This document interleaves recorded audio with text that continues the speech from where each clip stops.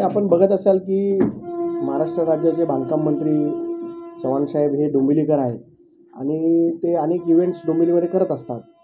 पण आज डोंबिवलीमध्ये एक फ्रेंडशिप डेच्या निमित्ताने एक फ्रेंडशिप रन म्हणून मॅरेथॉन होती. परंतु अनेक तिथले जे स्पर्धक होते त्यांची तक्रार होती की रस्त्यावर पडलेले खड्डे यांचा मोठ्या प्रमाणात स्पर्धकांना त्रास झाला आहे.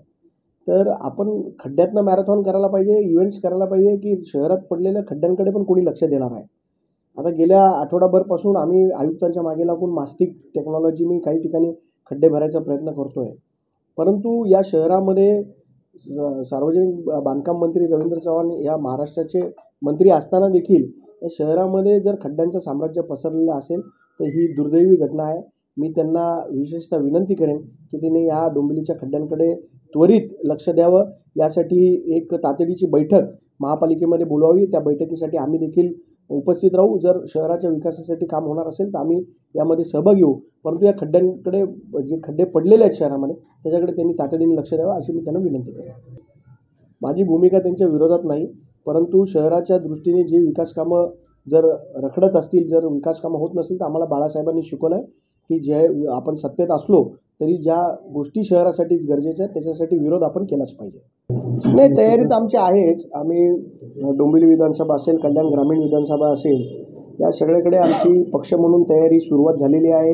आमचे निरीक्षक नेमलेले आहेत. आम्ही पक्षाची बांधणी या शहरांमध्ये कशी मजबूत होईल याच्यासाठी प्रयत्न करतो आहे आणि पक्षाने जर आम्हाला जबाबदारी दिली तर नक्कीच या दोन्ही विधानसभेमध्ये आम्ही लढू शकतो आणि आमची लढाईची तयारी आहे. डोंबिवलीमधनं तुम्ही उभे राहणार अशी चर्चा आहे. मी डोंबिवलीमधनं इच्छुक तर आहेच. मी डोंबिवलीचा स्थानिक रहिवासी आहे, भूमिपुत्र आहे आणि माझी इच्छा आहे की डोंबिवलीतनं लढावं. पक्षाची जी भूमिका असेल मी पक्षाच्या भूमिकेशी बांधील आहे. परंतु डोंबिवलीचं आपण जे गेल्या 14 वर्षाचा जो डोंबिवलीचा वनवास आहे तो संपवण्यासाठी जर नवीन नेतृत्व समोर येत असेल, नवीन चेहरे समोर येत असतील तर त्याला लोकांनी पाठबळ दिलं पाहिजे असं माझं मत आहे. प्रयत्न करणं प्रत्येकाचं काम आहे.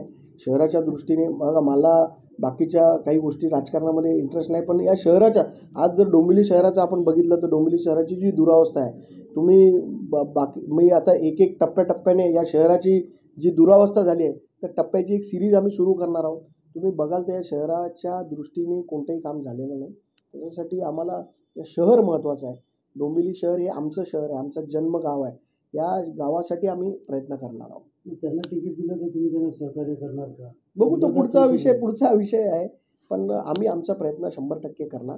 डोंबिवली विधानसभा असेल, कल्याण ग्रामीण विधानसभा असेल. कोणार्क, अपना शहर अपनी बातें.